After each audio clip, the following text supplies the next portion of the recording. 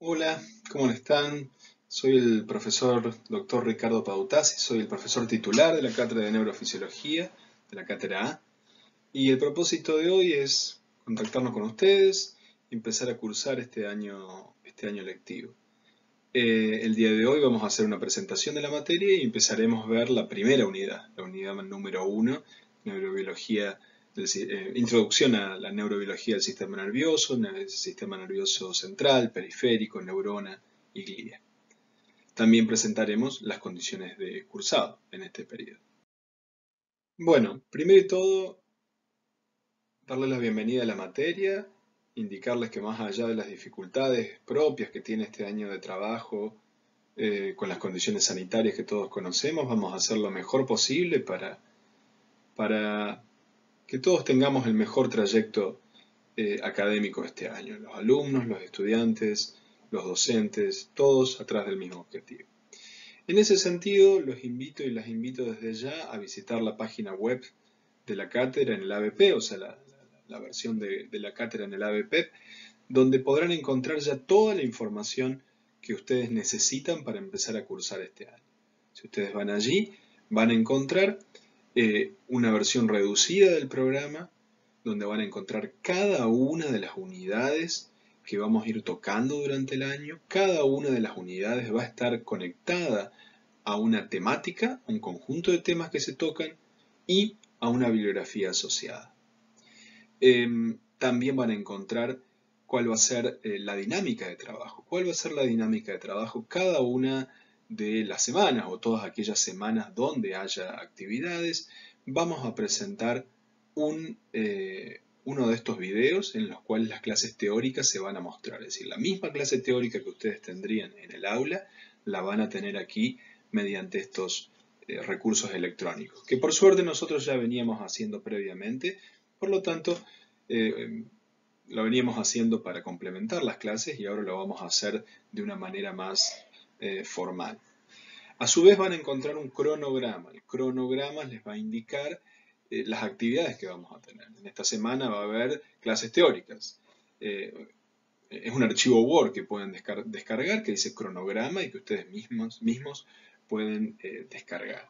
Algunas semanas también va a haber actividad práctica. La actividad práctica va a ser la misma manera o va a seguir la misma manera de la actividad teórica, en el sentido que va a ser mediante un video que ustedes deben observar, y se va a publicar también en el ABP una guía de trabajos prácticos y ustedes van a tener que realizar esa guía.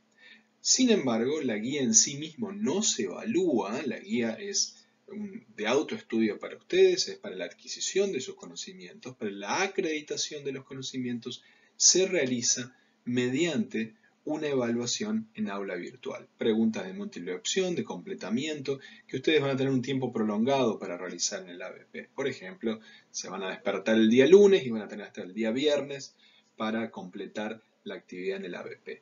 Todos esos elementos los manejan los profesores Redondo y Ferrer, los jefes de trabajo, ex jefes de trabajo prácticos, actuales profesores asistentes, quienes les van a dar la información. Pero entonces, vamos a tener las clases teóricas por un lado, mediante la modalidad que estamos viendo, van a tener actividades prácticas que van a ser visualización de un video, confección de una guía auto realizada por el estudiante para la adquisición del conocimiento y acreditación del práctico a partir de una actividad de completamiento de múltiple opción, verdadero o falso, completamiento de imágenes en ABP, que ya la veníamos realizando el año pasado.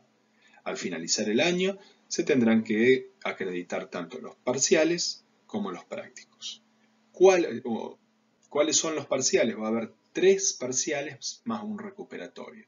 Las fechas de las parciales ya las están viendo en este momento, son fechas, creemos que no se van a cambiar, pero pueden ser sujetas a cambio en función de las cosas que ya conocemos que están pasando en el país.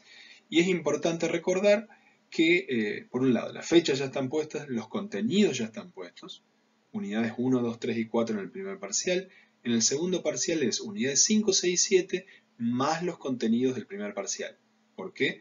Porque nuestra materia tiene lo que se denomina parciales de tipo acumulativo. En un parcial de tipo acumulativo se toma tanto lo que se da para ese momento del año del parcial más lo que había en el parcial previo. En el tercer parcial, en tanto, las unidades 8, 9 y 10. Y toda la información de qué se toma está en sus manos, en este momento ya. Porque si ustedes van al programa, van a saber qué contenidos hay específicamente en las unidades 1, 2, 3 y 4 y qué bibliografía asociada hay a esa unidad. El recuperatorio del parcial va a ser el día 6 de noviembre. Hay que aprobar 3 parciales de los 4 que hay, incluyendo el recuperatorio. ¿Y cuál es la bibliografía que vamos a emplear? Bien, como verán en el programa se mantiene la bibliografía del programa original que fue aprobado por SACA, es decir, el libro de Snell, Neuroanatomía Clínica, séptima edición, y el libro de Purves, Neurociencia en su quinta edición. Ambos libros pueden ser comprados en forma legal en distintas librerías online, como es la misma librería, el mismo eShop de la editorial Panamericana, o Mercado Libre, o hay otras opciones también disponibles. Pueden ser comprados en versión ebook, en versión PDF, pueden ser pedidos en su forma impresa y ser enviados también por correo. Es decir, hay diversas opciones para que ustedes compren estos libros, que son muy buenos, que les van a servir durante muchos años en forma totalmente legal. Sin embargo, también a los fines de cumplir con el requerimiento de Secretaría Académica de incluir literatura de acceso libre, que cubra al menos los requerimientos del primer cuatrimestre, también hemos incluido en la bibliografía 2 libros que son relevantes para todas las temáticas de neuroanatomía, que los pueden encontrar ahí en la Filmina. Son 2 libros disponibles en el sitio web de la librería digital de la Universidad Nacional de La Plata, Bases Anatómicas para el Estudio de las Neurociencias, Neuroanatomía y Neurofisiología en Psicología.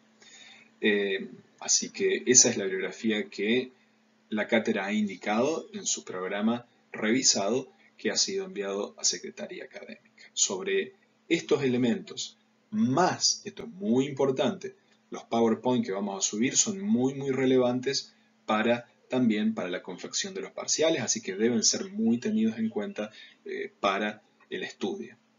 Finalmente, y esto es algo que no he comentado previamente en la filmina previa, va a haber horarios de consulta de doble sentido. Ustedes van a tener la posibilidad de entrar a los foros que tenemos, hay foros de consultas administrativas, foros de consultas teóricas. Cada profesor tiene un foro propio donde ustedes pueden hacer preguntas y, finalmente, cada profesor va a tener un día de la semana en que los vamos a atender a partir del chat online. Hay una herramienta de chat online en vivo que tiene, no con cámara, pero sí escribiendo, donde ustedes pueden escribir sus preguntas que tiene ABP. Aquellos alumnos que lamentablemente son repitentes, pero los tenemos de nuevo para este año, saben que en los años pasados hemos realizado también esta actividad. Bien, como les acabo de comentar, una herramienta primordial que tenemos en el cursado es la herramienta del programa. Ustedes tienen que imprimir el programa o mantenerlo al lado, es su herramienta principal. ¿Por qué? Porque el programa especifica para cada unidad un punteado de todos los temas. Y son esos, o sea, ni se sacan ni se ponen temas luego para el momento del parcial. Si yo les digo que en la unidad 1, que en el parcial 1 tenemos la unidad de 1, 2 y 3, y ustedes van y leen que en la unidad 1 va sistema ventricular, pues sistema ventricular va. No hay cambios en ese aspecto, se mantienen siempre los mismos temas. La pregunta de qué tema va en el primer parcial se autorresponde chequeando programa. Y a su vez, el programa se remite a una bibliografía específica que ustedes pueden encontrar allí. Les recuerdo que a la par de la bibliografía que durante todos los contenidos del primer cuatrimestre, a la par de la bibliografía obligatoria clásica de Snell y Purves, se ha sumado esta bibliografía de acceso abierto que acabo de nombrar yo con los 2 textos de Universidad Nacional de La Plata que pueden encontrar en la filmina previa. Bueno, ahora sí vamos a empezar directamente con el dictado de la clase propiamente dicha. Vamos a empezar con la unidad número 1. La unidad número 1 es una introducción general a todos los conceptos que vamos a ver durante el año. Pero no por ser introducción es menos importante. Vamos a empezar a revisar punto por punto cada uno de los, o muchos de los puntos de neuroanatomía que van a ser tenidos en cuenta durante este primer cuatrimestre. La estrategia de la cátedra es hacer un sistema de capas de cebolla donde ustedes van a tener acceso a los contenidos varias veces en diferentes teóricos, en diferentes prácticos para poder así arribar al contenido de ellos. Antes de empezar con los contenidos propiamente dichos, valga indicar que todos los materiales audiovisuales van a estar disponibles en varios lados. Los van a poder acceder a partir del ABP, ya sea directamente o con vínculos a otros servidores o sitios web o servicios web. Van a estar en YouTube, en mi canal personal de YouTube, y van a estar también en mi red social Twitter. En ambos casos se buscan con mi nombre, Ricardo Pautasi, y ahí van a poder acceder a todos estos contenidos, ¿sí? Así que van a estar disponibles para ustedes en diversas fuentes. Bueno, a partir de aquí vamos a realizar la grabación en forma de voz simplemente porque eso nos permite ahorrar una gran cantidad de tamaño de archivo que facilita mucho el espacio de banda. Una breve introducción a lo que vamos a ver. Por años, la conducta humana fue comprendida a partir de los dioses, de fenómenos naturales, o también a partir del propio cuerpo, pero por muchos años no se sabía cuál era el órgano más relevante para explicar y para fundamentar la causalidad de la conducta. Por ejemplo, por años se entendió que era el corazón aquel que regía nuestra conducta.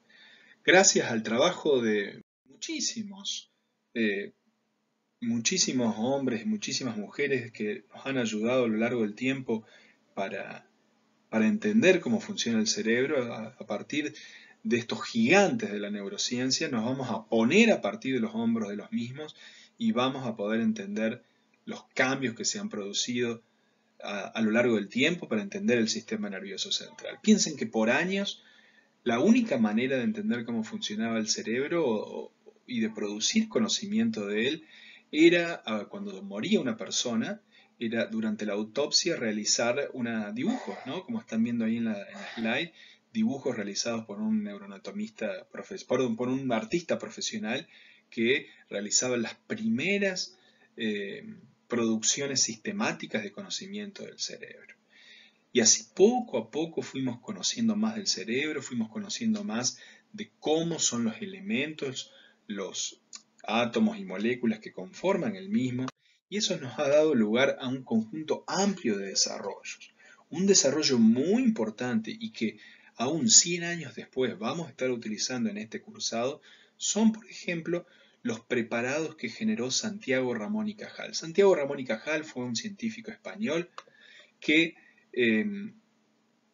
fue trabajando de elementos que hoy se pueden conseguir en una librería de barrio, un microscopio muy barato que puede utilizar un niño. Mediante esos microscopios, Santiago Ramón y Cajal fue generando dibujos del sistema nervioso central que aún al día de hoy se mantienen, ya los vamos a ver a continuación, y que permitieron ir superando visiones más anacrónicas del cerebro, que por no poder mirar el cerebro, por no poder mirar las neuronas, los elementos que están dentro de ellos, no podían dar una clara cuenta del mismo. Entre estas visiones interesantes desde un punto de vista histórico, pero aún así anacrónicas, encontramos la frenología. La frenología que estamos viendo ahí a mano izquierda, a diferencia del abordaje de Ramón y Cajal, no ve directamente el cerebro, sino que lo que hacían los frenólogos era tocar la parte externa del cráneo y mediante los bultitos que podían encontrar ahí decían que una persona que tenía, por ejemplo, muy grande la parte de atrás del cerebro, del cráneo, perdón, tenía muy grandes capacidades amatorias, por ejemplo, ¿sí? Este es un abordaje en este momento pseudocientífico, en ese momento era lo que se podía hacer, no se podía ingresar al cerebro. Pues bien, trabajos como el de Ramón y Cajal, aún con un microscopio de luz muy sencillo, permitieron generar estas imágenes que están viendo ahora, que al día de hoy aún son representaciones muy ajustadas y muy correctas del sistema nervioso central. La primera imagen de izquierda a derecha es la vía visual, que la vamos a ver en detalle recién en la segunda mitad del año, en algunas clases que va a dar el doctor Bermejo. En la segunda filmina, en la segunda imagen, que es la intermedia, vemos una célula de Purkinje, muy, muy típica del cerebelo. Y finalmente, en el último dibujo de la derecha, vemos una representación del hipocampo. El hipocampo es una partecita muy pequeña del sistema nervioso central que es muy importante para los procesos de memoria y que cuando tiene alguna falla, por ejemplo una lesión, impacta fuertemente sobre nuestra capacidad para adquirir nuevas memorias. Ya lo vamos a ver a viceversa. Todo esto que están viendo son dibujos hechos a mano por Ramón y Cajal en función de lo que él memorizaba de poder ver en el microscopio. Obviamente una persona con mucho talento, ¿no? Que una en 1.000.000, llamémosle, pero aún así marca este pasaje. Desde primero dibujar desde afuera lo que se veía en el cerebro, en las disecciones de la gente que moría, de tocar desde afuera en la frenología, a pasar de ver ya qué pasa dentro del sistema nervioso central y eventualmente a tratar de correlacionarlo con lo que vemos por fuera. En estos días ya podemos acceder a estas modernas formas de visualización del sistema nervioso central. Lo que estamos viendo es un sitio web, que lo pueden ver ustedes, en que hay miles y miles de casos clínicos en los cuales se muestran diferentes formas de visualización del sistema nervioso central, ya sea por una resonancia magnética, que es la de la izquierda, por una resonancia magnética funcional o por un SPECT. Un SPECT es una tomografía por emisión de positrones que nos permite ver también funcionalidad del sistema nervioso central. No nos vamos a detener ahora a ver cada una de estas técnicas, que sí las vamos a ver más adelante durante el año. Pero sí quiero que vean que en este caso lo que estamos viendo es una vista superior del cerebro de un paciente determinado. Sería como si este paciente lo hubiéramos sacado el cráneo y estuviéramos viéndolo desde arriba, la parte de arriba del cerebro. Fíjense que ahí podemos ver una primera aproximación a cómo es el sistema nervioso central.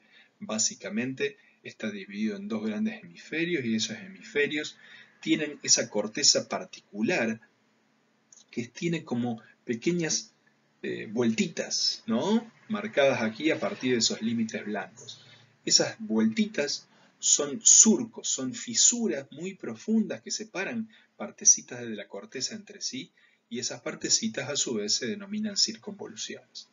Fíjense, si uno lo mirara de costado a la persona, como si lo mirara de perfil, es la imagen que estamos viendo en la parte más intermedia. Lo voy a marcar ahora. Es eso que estamos viendo ahí. A ver si es que me está funcionando ahora el marcador. Por las dudas no lo voy a marcar. No sé si está funcionando la función que quería. Pues bien, volvamos.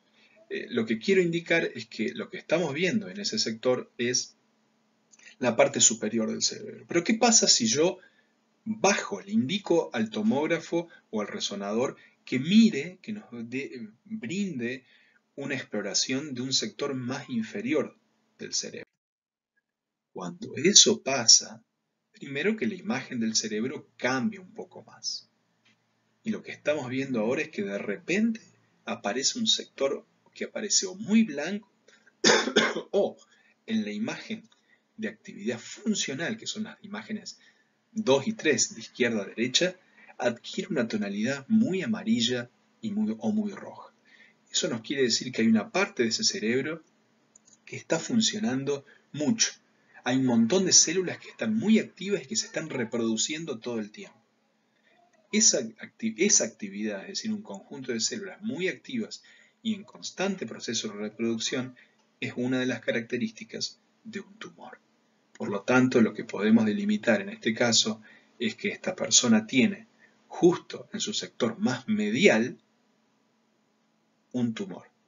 Fíjense la capacidad que tenemos en este momento de diagnosticar trastornos en este tipo neurológico que tienen implicancias a nivel psicológica sin invadir el cerebro, simplemente mirándolo desde afuera. Obviamente, las diferentes alteraciones del sistema nervioso central tienen enormes relevancias en términos de la psicología, de la psicobiología, de la psicología conductual, de la neurociencia comportamental, en fin, de los amplios campos en los cuales la psicología interacciona con otras áreas de la ciencia y configura interdisciplina. Veamos este caso clínico que les voy a mostrar ahora. Este señor Clive Waring era un pianista profesional que tenía la siguiente condición clínica. Solamente todo lo que él hacía durante el día era tocar el piano, y cada vez que veía a su mujer, aun cuando los espacios de verla estaban separados por 5 minutos, expresaba una emocionalidad como si la viera por primera vez. Clive, a su vez, tenía marcados problemas de memoria, es decir, no podía adquirir ningún tipo de memoria nueva, vivía en una especie de constante presente. Fíjense que si él se levantaba a la mañana y anotaba a las 8:30 estoy despierto, cuando venía a las 9 de la mañana, es decir, 30 minutos más tarde, él creía, no se daba cuenta, él creía que recién se había despertado, por lo tanto no entendía cómo podía ser que a las 8:30 hubiera escrito que estaba despierto. Por lo tanto, tachaba lo primero y decía, sí, ahora sí estoy totalmente despierto, es decir, inventaba una excusa porque no recordaba que él mismo había escrito media hora antes que había estado despierto. Y a las 9:30, él creía que nuevamente que recién se había despertado y no entendía por qué había hecho 2 anotaciones previas. Y lo que él hacía una excusa para decir que en realidad eran diferentes grados de despertar, cuando en realidad no podía ni siquiera acordarse que se había despertado 30 minutos antes. Clive había tenido una enfermedad muy grave que es una encefalopatía que básicamente le había sacado grandes partes de todo lo que tiene que ver con el cerebro inferior por debajo de la corteza. Ya vamos a ver en detalle qué partes estamos hablando. Es un caso extremo que nos muestra que la capacidad para adquirir nuevas memorias, pero no para preservar todas nuestras memorias. Porque fíjense que él no podía adquirir nuevas memorias, estaba en un constante presente, pero sí había preservado algunas. Su capacidad para tocar el piano, su capacidad para reconocimiento de su mujer estaban preservadas. Eso quiere decir que hay una disociación en la memoria, que hay funciones separadas de la memoria. Esta es una de las informaciones que nos provee este caso clínico, que tiene algunas similitudes con el famoso caso clínico de HM. HM era un paciente que tenía epilepsia refractaria, y en aquellos años la única solución para la epilepsia refractaria quiere decir que no respondía a la medicación, era realizar una separación de los 2 hemisferios cerebrales. Los 2 hemisferios cerebrales están conectados a partir de algo que se conoce como cuerpo calloso. El cuerpo calloso es un conjunto muy grande de fibras de sustancia blanca, que ya vamos a ver que es la sustancia blanca, que conectan como si fuera una especie de goma a los 2 hemisferios. Pues bien, a HM no se le realizó puntualmente esta separación interhemisférica, sino que se le hizo una alternativa terapéutica, que es remover el foco epileptógeno, el lugar de donde surge la epilepsia. El foco epileptógeno de HM era el hipocampo y algunas áreas aledañas a ella, particularmente en la parte más ventral del cerebro, en la parte más inferior de esas imágenes que están viendo en este momento. ¿Y qué es lo que le sacaron? Pues bien, la parte inferior del sector subcortical, cuerpos mamilares, hipocampo y otras áreas añadidas. ¿Qué pasó? Por un lado, la operación fue exitosa, en el sentido de que desaparecieron totalmente las convulsiones, que es el principal síntoma de la epilepsia. Pero rápidamente emergió un síntoma colateral, llamémosle. ¿Cuál era? Que a partir del momento de la lesión y para adelante no podía formar nuevas memorias. Permanecía en un continuo presente de 20 segundos aproximadamente. Si alguien lo visitaba y lo saludaba, podía entablar una conversación con él o ella, pero si esa persona se retiraba y volvía, era como si se presentara nuevamente. Es decir, había una pérdida de la capacidad para formar nuevos recuerdos, lo que se denomina memoria anterógrada. También había una leve pérdida de memoria retrógrada, hacia atrás. Había perdido la memoria de lo que había pasado 6 meses previo a la operación aproximadamente. Que eso es algo muy común en este tipo de operaciones. Pero el principal síntoma es esta incapacidad de memoria anterógrada. Pero interesantemente, como les acabo de mencionar, la memoria a corto plazo, es decir, si estaba hablando con una persona, podía hablar tranquilamente y podía decir, sí, yo vivo en Córdoba, Córdoba es una ciudad de Argentina, tiene 1,5 millones de habitantes, es decir, su capacidad de mantener una conversación constante y de utilizar información para retroalimentar esa actividad en curso, lo que se denomina memoria a corto plazo, estaba mantenida. A su vez, si el día lunes yo le enseñaba, por ejemplo, a hacer una actividad práctica, motora, muy compleja, como es dibujar una estrella a partir de mirar un espejo, el lunes le costaba mucho, el martes le costaba menos, y el viernes, por ejemplo, ya lo había aprendido totalmente. Es decir, tenía la capacidad de adquirir nuevos hábitos y memorias motoras. Pero interesantemente, si yo le preguntaba, ¿cuándo aprendiste esto?, él no se acordaba nunca. Es decir, la memoria procedural y la memoria a corto plazo estaban mantenidas, pero la memoria a largo plazo o declarativa estaba totalmente perdida.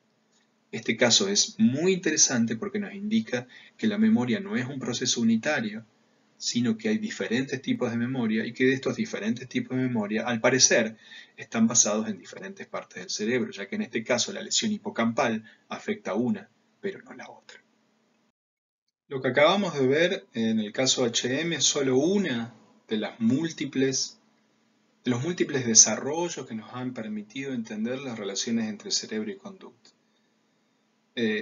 Hay muchos ejemplos más. Uno muy interesante que podemos ver es cómo podemos ver la relación entre el cerebro y nuestra capacidad para desarrollar lo que denominamos metacogniciones. Las metacogniciones son cogniciones acerca de nuestros propios estados mentales.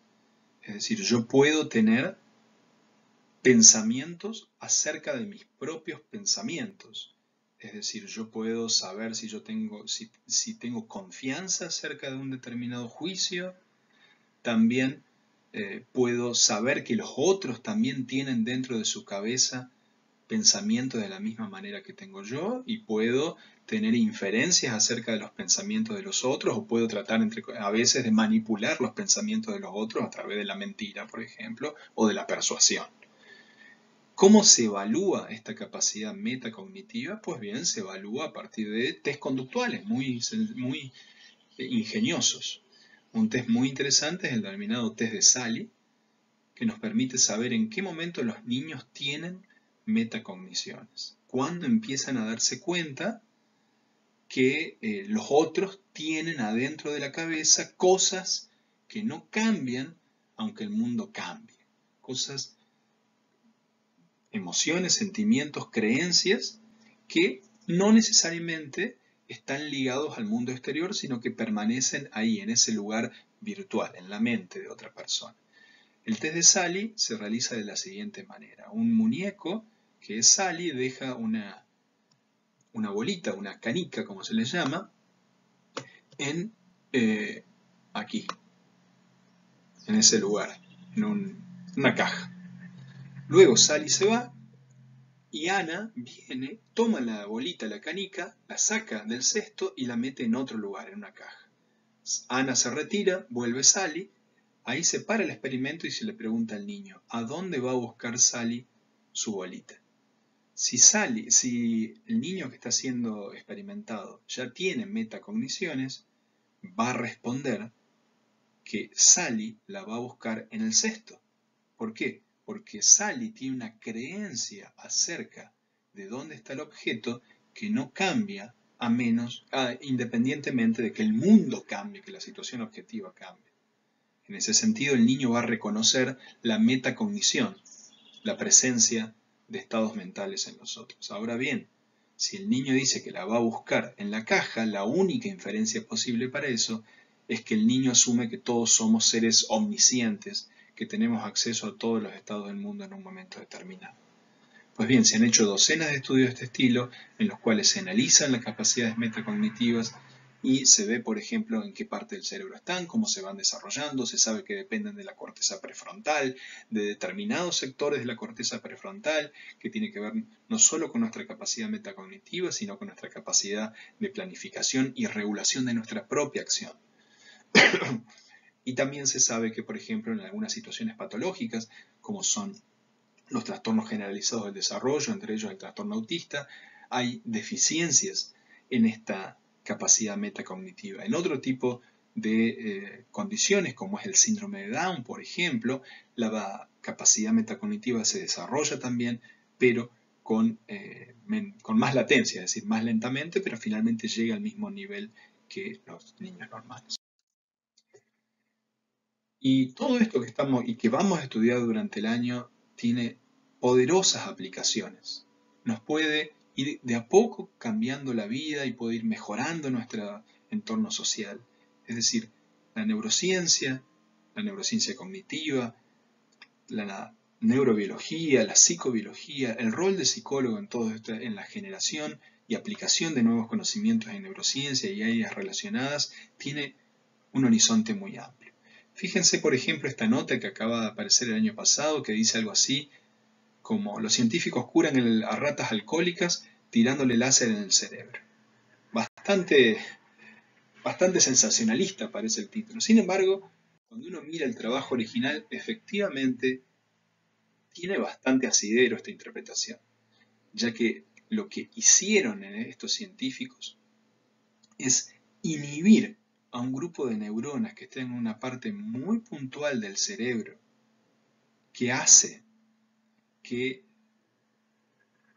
nuestro cerebro, o particularmente el cerebro de aquella gente que es alcohólico o dependiente del alcohol, genere estados aversivos, haga que la gente se sienta mal, displacentera, y que desee volver a tomar alcohol.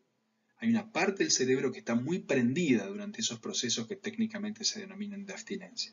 Pues bien, los científicos lograron que en ratas esa partecita del cerebro responda a un láser de luz verde, y cada vez que se prendía la luz verde del láser, esas neuronas se apagaban y las ratitas consumían menos alcohol.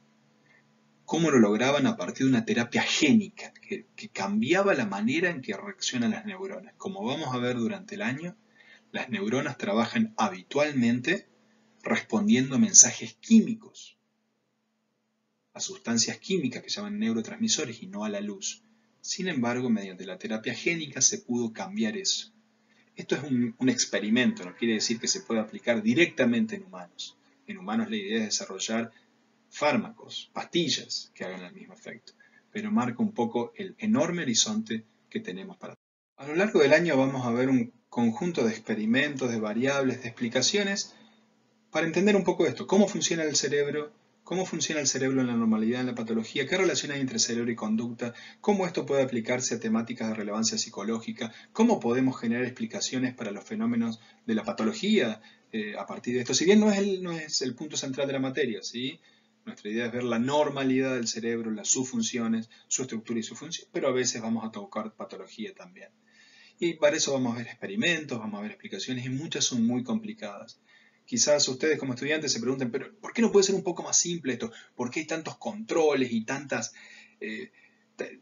complicaciones experimentales para evaluar esto? Muchas veces se evalúa en modelos animales, en ratas. ¿Por qué? ¿Por qué tanta sofisticación? Pues bien, me gustaría mostrarle este video para responder un poco esa pregunta. ¿Por qué es tan importante el control experimental de las variables en este tipo de trabajos y en otros también? Este es un video sacado de una película italiana, que llega un señor de la ciudad y le pregunta a este señor que está descansando la hora. Y para saber la hora, el señor le toca las partes al burro y le dice las 5:30, y el señor no le cree, ¿no? Así que fíjense que nuevamente le toca las partes del burro y bueno, y el señor de la ciudad finalmente dice: ok, serán las 5:30. Como a las 2 horas el señor va a volver, y efectivamente tenía razón, el señor que estaba descansando le había acertado, le había pegado muy bien a la hora.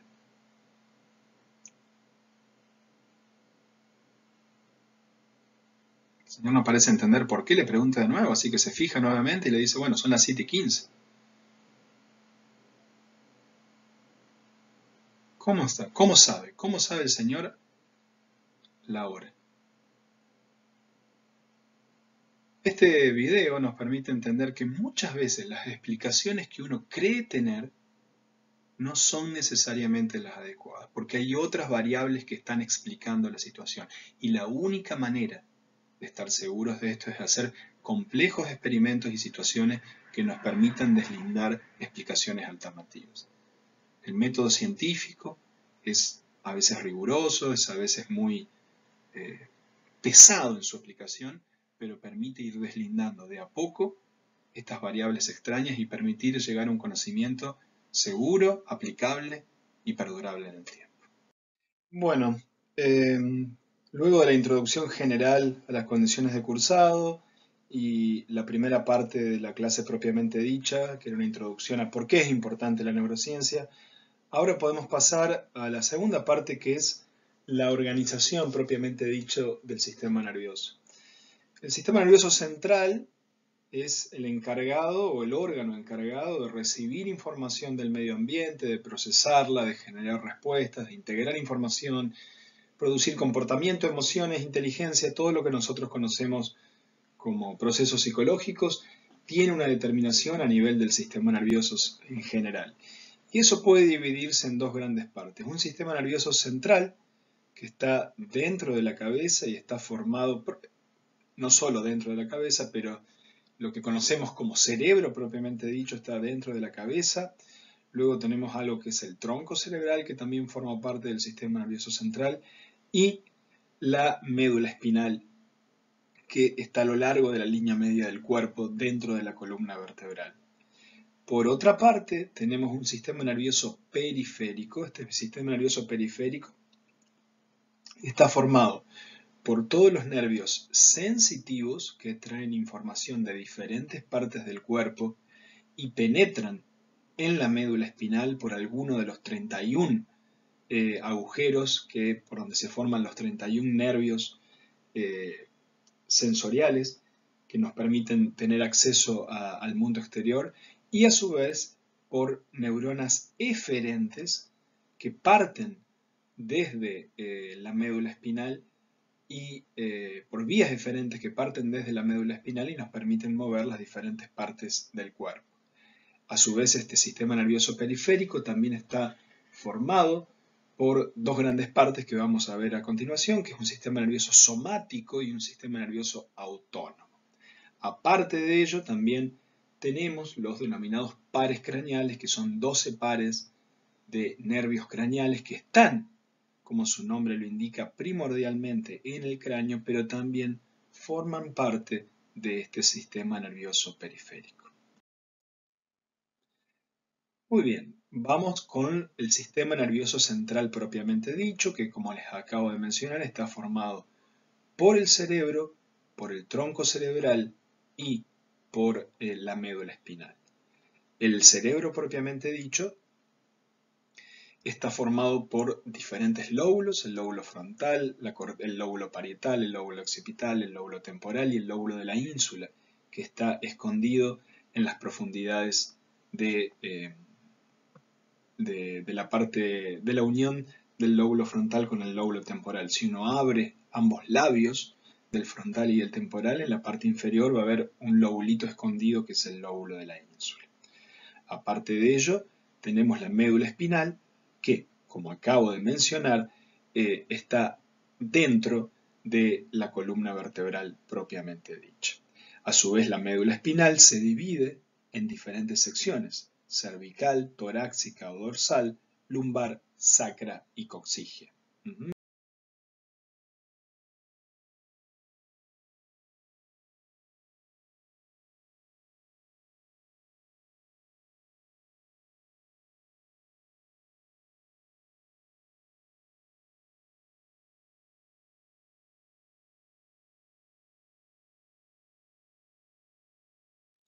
Continuando con lo que veníamos viendo, todas las partes del sistema nervioso central están resguardadas por unas membranas muy finas pero a la vez muy fuertes que se denominan meninges.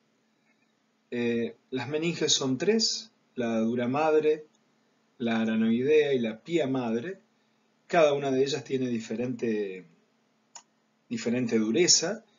Como su nombre lo indica, cada una está en diferentes sectores, siendo la pía madre la que está más directamente tocando el tejido cerebral propiamente dicho.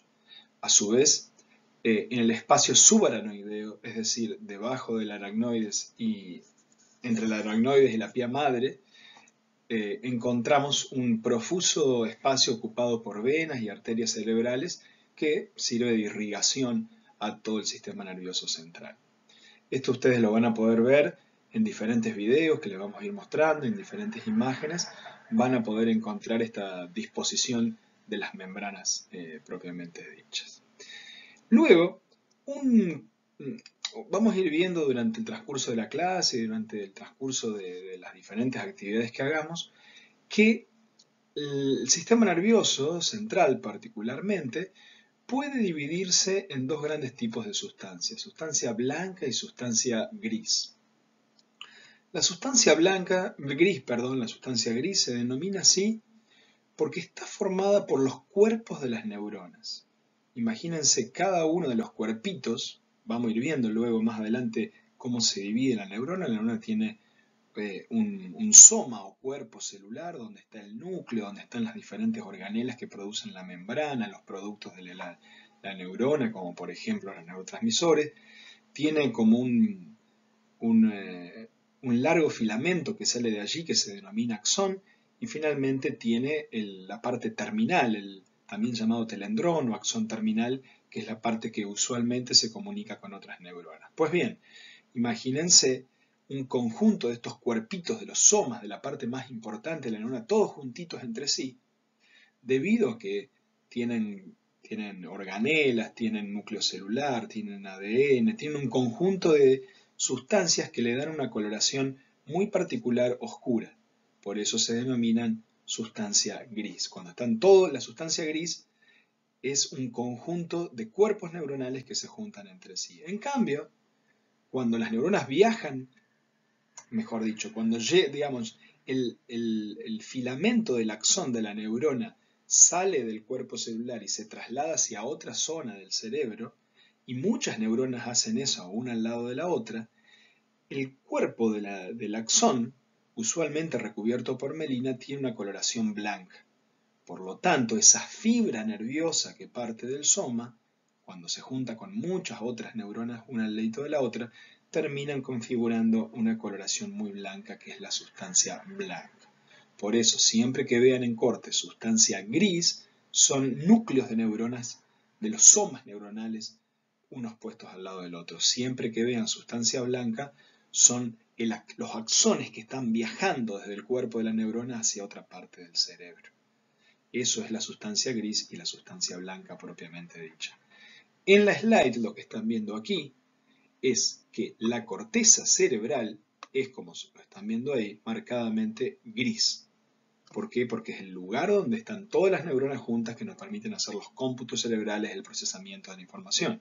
Por eso a veces se dice que uno tiene mucha sustancia gris o cosas por el estilo. Eso alude a la capacidad para generar información.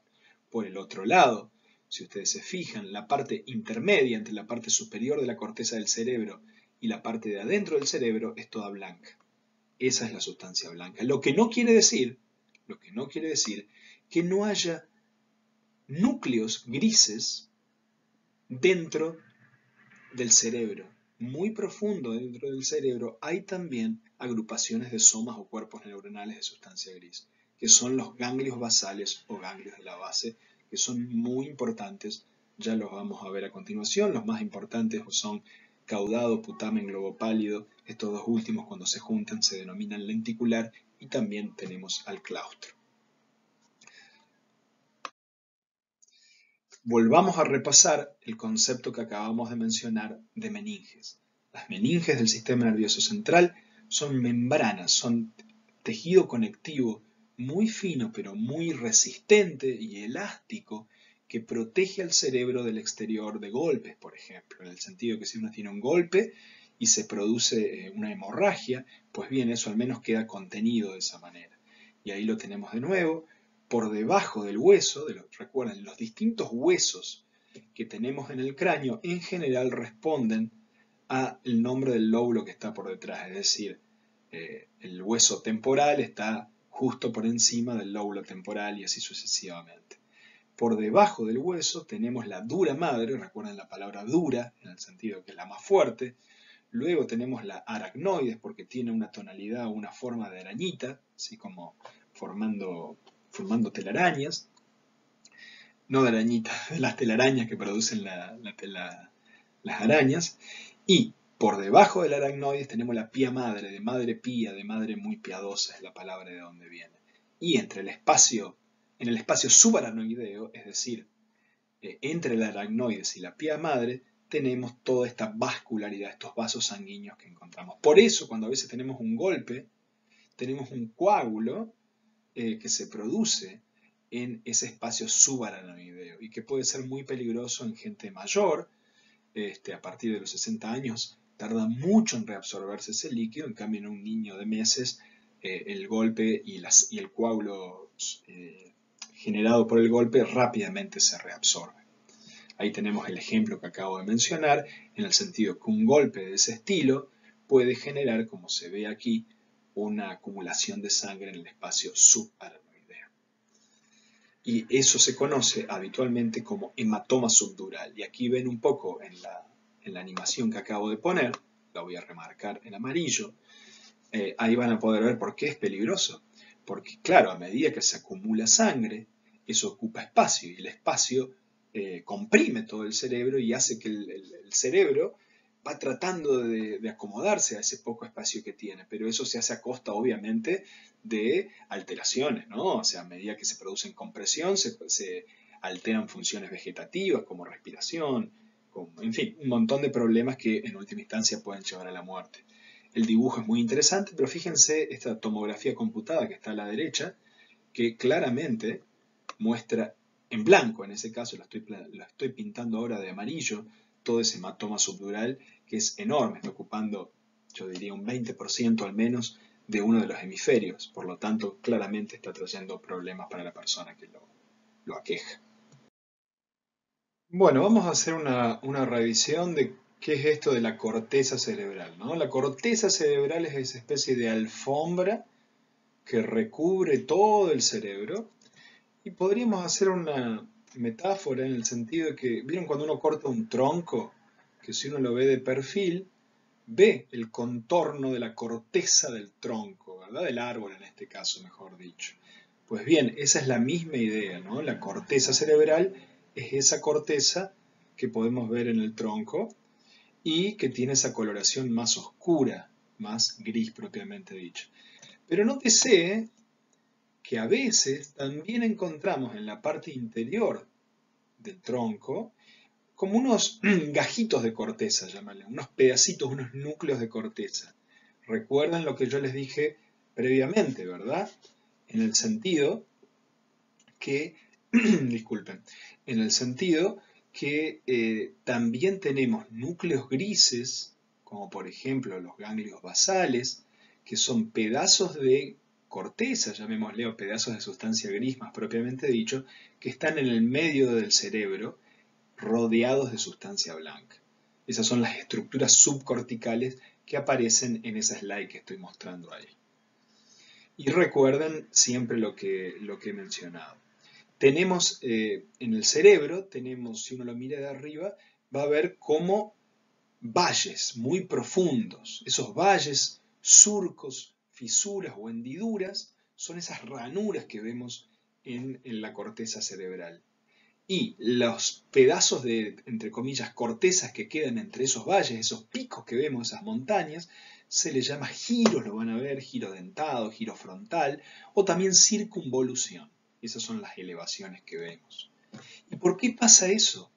Porque si nosotros tomamos un cerebro, en este caso en la foto que están viendo aquí, están viendo un cerebro de un mono rhesus, y lo extendemos, es efectivamente una alfombra, es esa alfombra que estamos marcando ahí, ¿sí?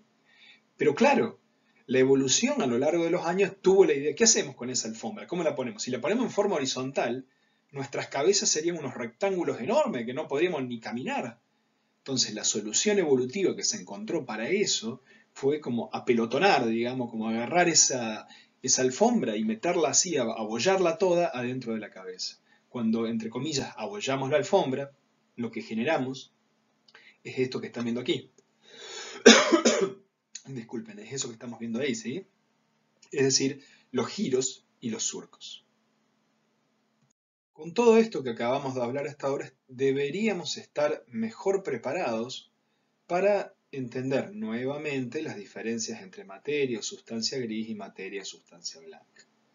La sustancia gris, como habíamos dicho, y disculpen que sea reiterativo, pero es una especie de alternativa pedagógica que tenemos en la cátedra de ir repitiendo varias veces los conceptos en diversos lugares para que ustedes vayan adquiriendo dichos conceptos. De nuevo, la sustancia gris son cuerpos neuronales, es la parte de la neurona, también denominada soma, que hace realmente el procesamiento de la información, donde está el núcleo cerebral, la información genética, la producción de proteínas, donde se realiza la integración de información recibida de otras neuronas que le dicen prendete o apagate, que son los dos estados principales que tiene una neurona en el sentido de activarse y transmitir información o no hacerlo. Cuando todas esas neuronas están juntas, porque se juntan entre ellas en núcleos, aparecen en forma gris. Una diferencia muy importante es que en la corteza cerebral, como están viendo aquí, lo gris está en la parte de afuera y lo blanco está en la parte de adentro. Si bien, como ya dijimos, hay algunos núcleos grises, los ganglios basales internamente. Sin embargo, en la médula espinal es al revés. La médula espinal tiene esa característica forma de H o de mariposa, en el cual la sustancia gris es interna y la sustancia blanca es externa. Lo que estamos viendo es una rebanada de la corteza, de la médula. Imagínense que esta es la médula y aquí tenemos el cerebro.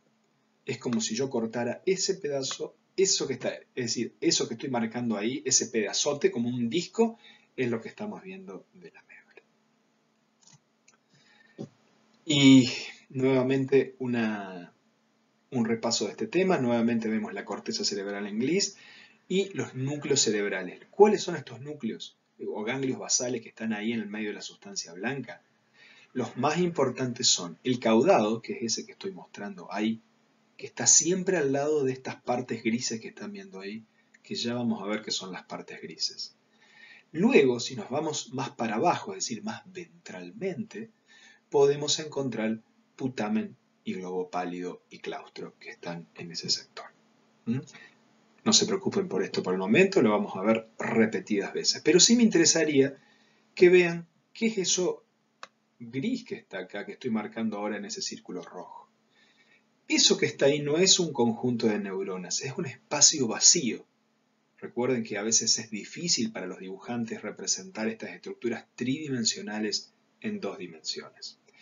Eso que están viendo ahí es un espacio vacío que forma como una especie de cuerno que va de adelante hacia atrás en el sistema nervioso, en el cerebro propiamente dicho. Son los ventrículos. Son áreas que están vacías y están llenas de un líquido que se llama líquido cefalorraquídeo. Los ventrículos tienen varias funciones. Una de ellas, la más obvia, es funcionar a modo de protección contra golpes, porque imagínense que si ustedes le pegan un golpe, recordamos el ejemplo, o hay un cuerpo extraño en el cerebro, recordemos el ejemplo del hematoma, el cerebro tiene como que amucharse para el lado opuesto de donde viene el golpe. Pues bien, un primer lugarcito donde amucharse son esos espacios que yo ahora estoy llenando de rojo, que se llaman ventrículos. Son como bolsas que están ahí adentro, que están llenas de un líquido y que por lo tanto son pasibles de tener algo de facilitación de comprimirse cuando viene un golpe.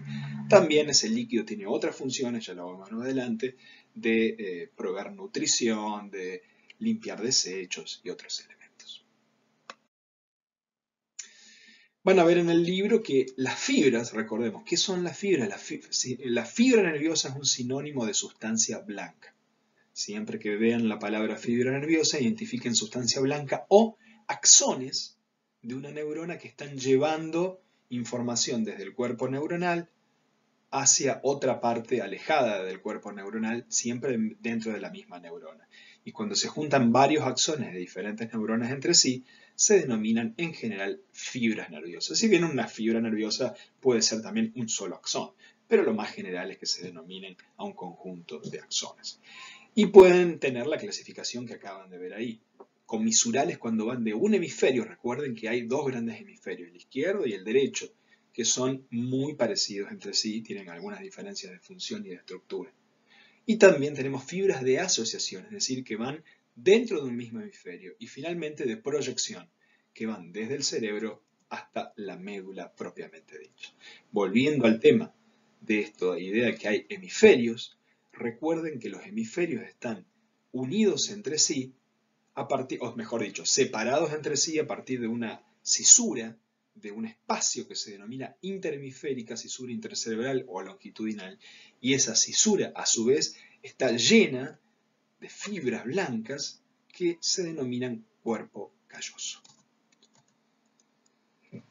Todo esto que acabamos de nombrar son las fibras dentro del sistema nervioso central, pero obviamente también hay fibras en el sistema nervioso periférico, por la cual si a mí me golpean en este momento, voy a poner la cámara un segundo, no la puedo poner, disculpen, pero si me pegan un leve golpe en la mano, yo voy a sentir eso, voy a percibirlo conscientemente. ¿Cómo hace esa información somatosensorial, se llama, de tacto, para llegar hasta la conciencia? Pues bien, hay una larga fibra, un largo axón, que tiene una punta que está especializada para recibir esta alteración mecánica de golpe, y ese axón viaja por todo el brazo, se mete por uno de los agujeros de la columna vertebral que permite la entrada de uno de los nervios espinales, se mete en la médula y va a subir hasta arriba, hasta la corteza cerebral, va a pasar por un área muy puntual que se denomina tálamo,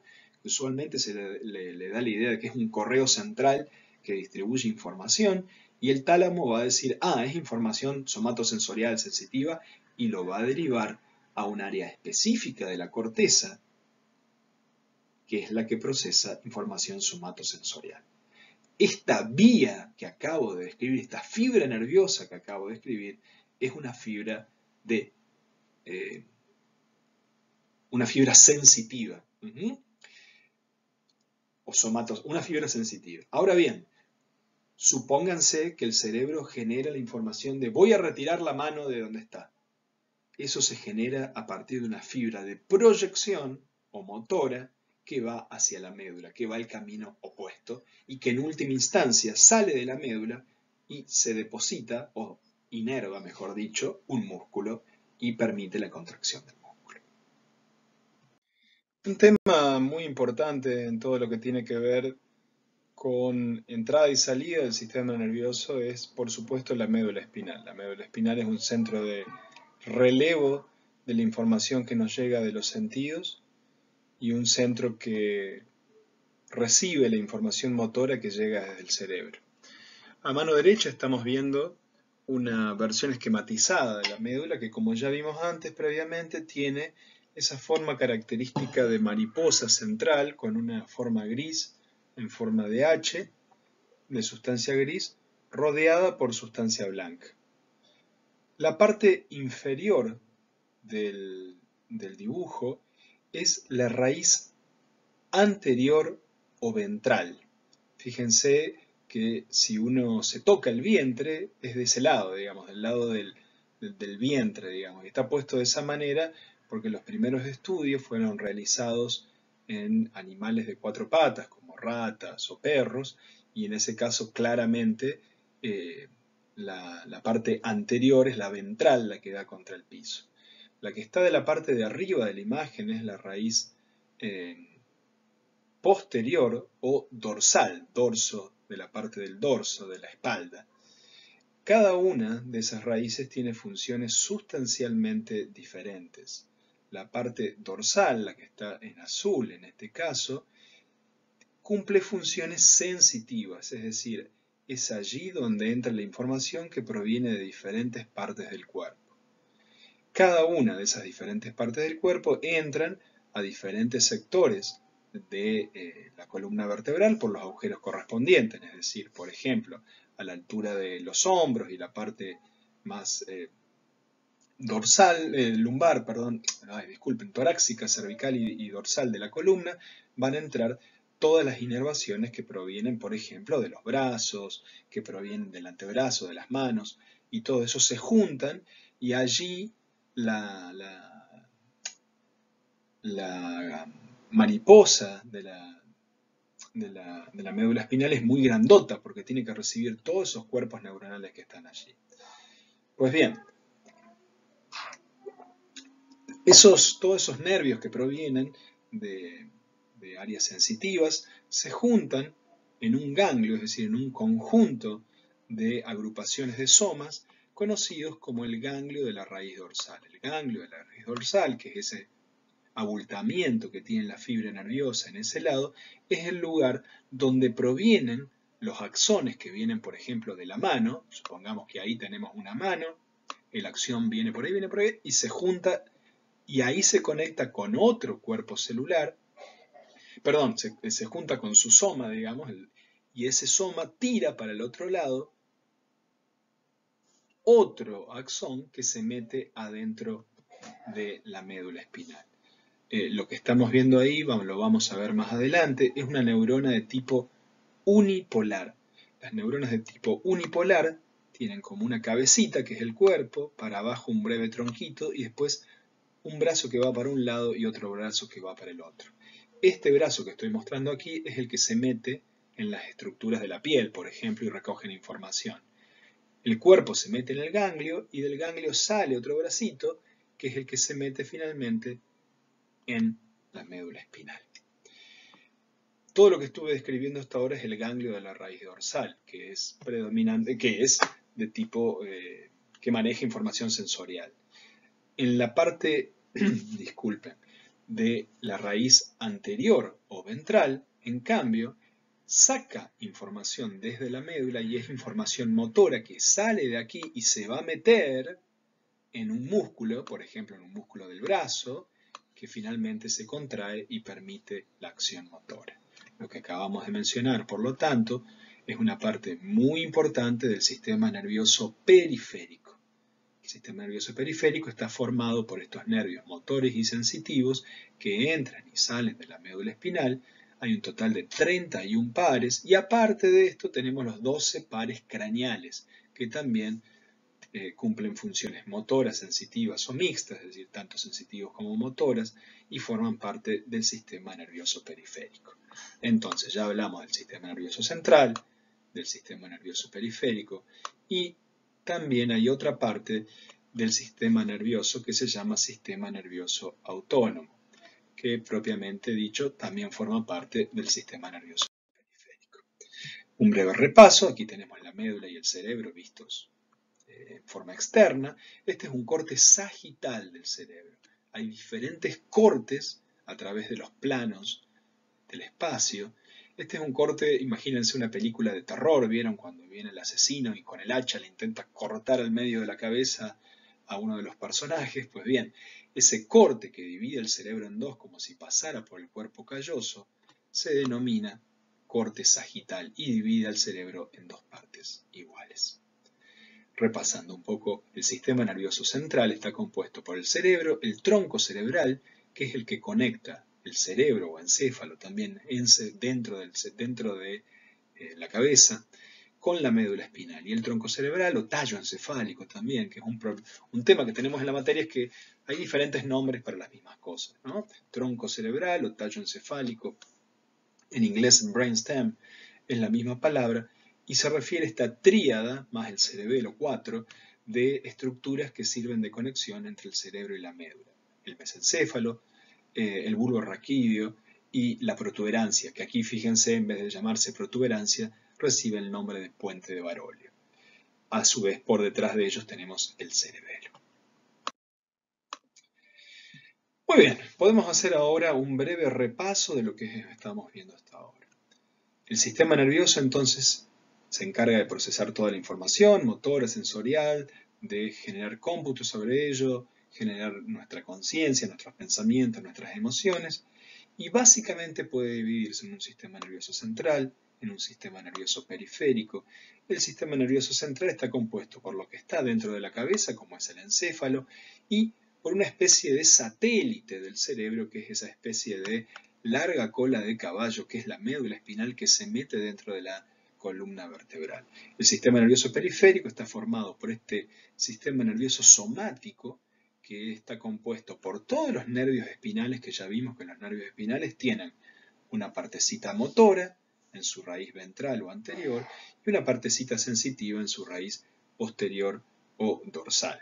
Y entran y salen cada uno de estos nervios por los agujeros que tiene la columna vertebral, los agujeros espinales que en última instancia dan acceso a la médula espinal. Y a su vez tenemos algo que se llama sistema nervioso periférico autónomo, que también está compuesto de fibras sensitivas y motoras, pero que inerva estructuras que nosotros no manejamos, involuntarias. ¿Vieron cuando, por ejemplo, uno siente vergüenza? ¿Sí? Uno le gusta a una persona, un chico o una chica, y no lo quiere decir, y de repente los amigos, las amigas lo exponen delante de esa persona con algún comentario delator y uno siente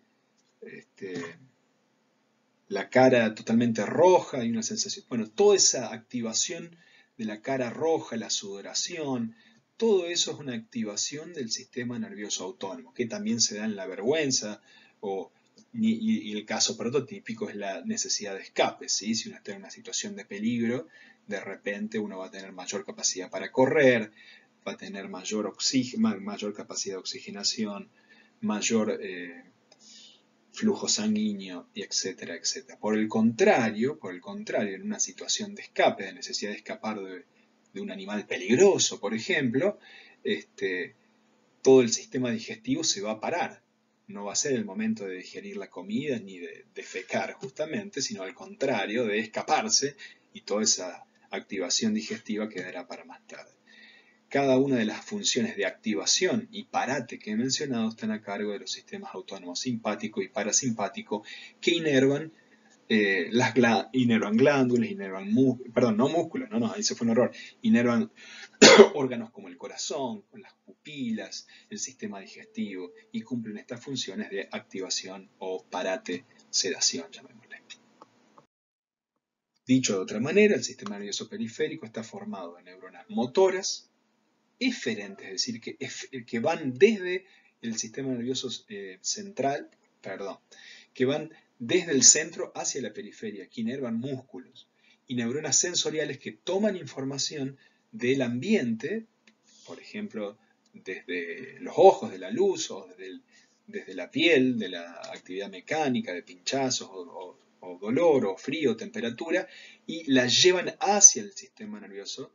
En ese caso es información aferente que entra al sistema. El sistema nervioso somático usualmente es aquel que es voluntario, que activa los músculos voluntarios, pero en ese sentido también tiene neuronas sensoriales aferentes. El sistema nervioso somático es aquel que nos permite comer una pizza, por ejemplo, la acción motora de comer una pizza, y también de saborear el sabor que tiene la pizza. Recordemos que hay otro sistema nervioso que es el autónomo, que es aquel que se activa en situaciones de emergencia y que en situaciones de no emergencia pone en activación otras funciones de más largo plazo, como es, por ejemplo, la digestión, y hace que nos sedemos, que estemos tranquilos y que podamos dormir.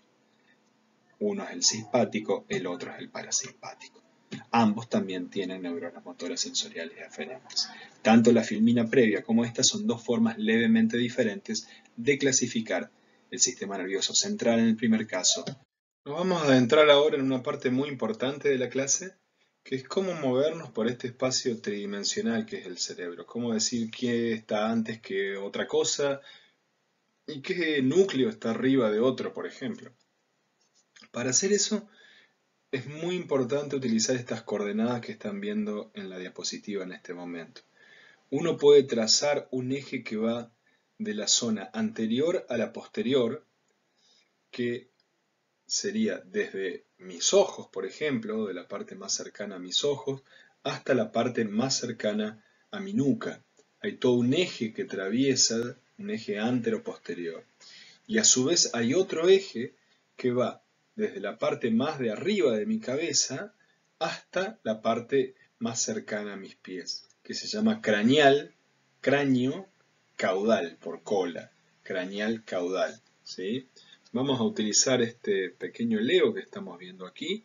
Entonces tenemos un eje que va de la parte de arriba del cráneo hasta la parte más cercana a la cola y los pies, cráneo caudal, y un eje que va en esta dirección antero-posterior.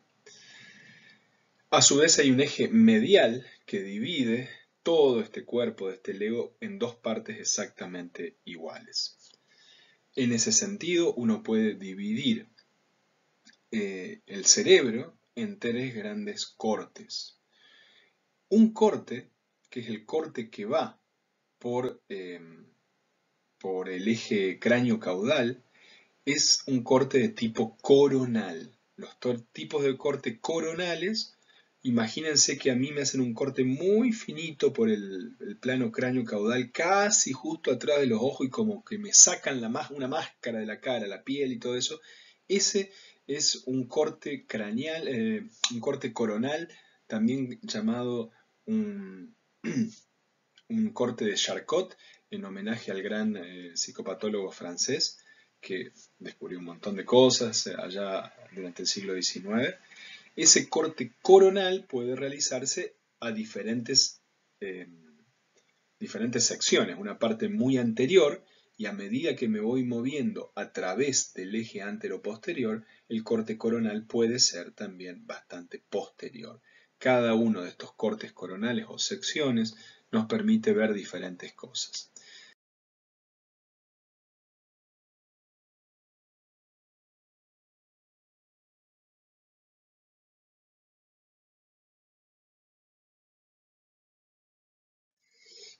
Estábamos en que cada corte coronal nos permitía ver diferentes cosas. Más allá de eso, sin embargo, eh, los cortes coronales más o menos tienen la nomenclatura, o mejor dicho, la fisonomía, no la nomenclatura que están viendo aquí, ¿sí? ¿Qué permite ver los cortes coronales? Permite ver claramente la diferencia entre sustancia gris y sustancia blanca, y también permite ver muy bien, muy bien, esos cuerpos grises que están metidos en el medio de la sustancia blanca, que hemos denominado varias veces ganglios de la base. Fíjense esas formas ovoides que estamos viendo ahí, ya las voy a marcar, ahí estamos. Esos son los ganglios de la base, claramente separados de toda esa sustancia blanca que está ahí y claramente separados de la corteza cerebral. Luego, habíamos dicho que otro eje era el eje antero-posterior, que va desde la zona más nasal hasta la zona más de la nuca, llamémosle, la zona más posterior. Ese eje antero-posterior, si uno hace cortes por el eje antero-posterior, que pueden ser a diferente altura, puede encontrar cortes horizontales o transversales, también se los denomina, o axiales, pero horizontal es la palabra que más vamos a utilizar en el curso, que son ejes como los que estamos viendo ahí. Nótese que también podemos ver la misma información que podíamos ver en los cortes coronales, es decir, de la misma manera que antes veíamos la corteza cerebral y la sustancia blanca, aquí también lo podemos ver con todas sus convoluciones, sus fisuras que delimitan circunvoluciones. Y de la misma manera también podemos ver los ganglios de la base, estos núcleos grises que están en el medio del cerebro. Lo que estamos viendo ahí es el cuerpo calloso, fíjense lo blanco que es, lo estoy ahora pasando a amarillo. Y al lado del cuerpo calloso podemos ver la fisura de los ventrículos. Estos ventrículos que lo estamos viendo aquí son los mismos que se ven obviamente en el corte coronal en este sector. Y los ganglios de la base que antes veíamos en el corte coronal en esta sección, ahora los podemos ver aquí. Este es el caudado, ese es el putamen, y ese más pálido que está al lado, el globo pálido. Nótese que la gran mayoría de las estructuras del sistema nervioso central son pares, es decir, o bilaterales, mejor dicho. Todo lo que hay en un hemisferio usualmente se encuentra del otro lado. Aquí también tenemos el mismo caudado, aquí tenemos el putamen, aquí tenemos el globo pálido. Y si miran más para el costadito van a ver como una liñita que separa eso de la corteza, en realidad de la ínsula que está ahí. Eso es el claustro, el último de los ganglios de la base. Estábamos en que cada corte coronal nos permitía ver diferentes cosas. Más allá de eso, sin embargo, los cortes coronales más o menos tienen la nomenclatura, o mejor dicho, la fisonomía, no la nomenclatura que están viendo aquí, ¿sí? ¿Qué permite ver los cortes coronales? Permite ver claramente la diferencia entre sustancia gris y sustancia blanca, y también permite ver muy bien, muy bien, esos cuerpos grises que están metidos en el medio de la sustancia blanca, que hemos denominado varias veces ganglios de la base. Fíjense esas formas ovoides que estamos viendo ahí, ya las voy a marcar, ahí estamos. Esos son los ganglios de la base, claramente separados de toda esa sustancia blanca que está ahí y claramente separados de la corteza cerebral. Luego, habíamos dicho que otro eje era el eje anteroposterior, que va desde la zona más nasal hasta la zona más de la nuca, llamémosle, la zona más posterior. Ese eje anteroposterior, si uno hace cortes por el eje anteroposterior, que pueden ser a diferente altura, puede encontrar cortes horizontales o transversales, también se los denomina, o axiales, pero horizontal es la palabra que más vamos a utilizar en el curso, que son ejes como los que estamos viendo ahí. Nótese que también podemos ver la misma información que podíamos ver en los cortes coronales, es decir, de la misma manera que antes veíamos la corteza cerebral y la sustancia blanca, aquí también lo podemos ver con todas sus circunvoluciones, sus fisuras que delimitan circunvoluciones. Y de la misma manera también podemos ver los ganglios de la base, estos núcleos grises que están en el medio del cerebro. Lo que estamos viendo ahí es el cuerpo calloso, fíjense lo blanco que es, lo estoy ahora pasando a amarillo.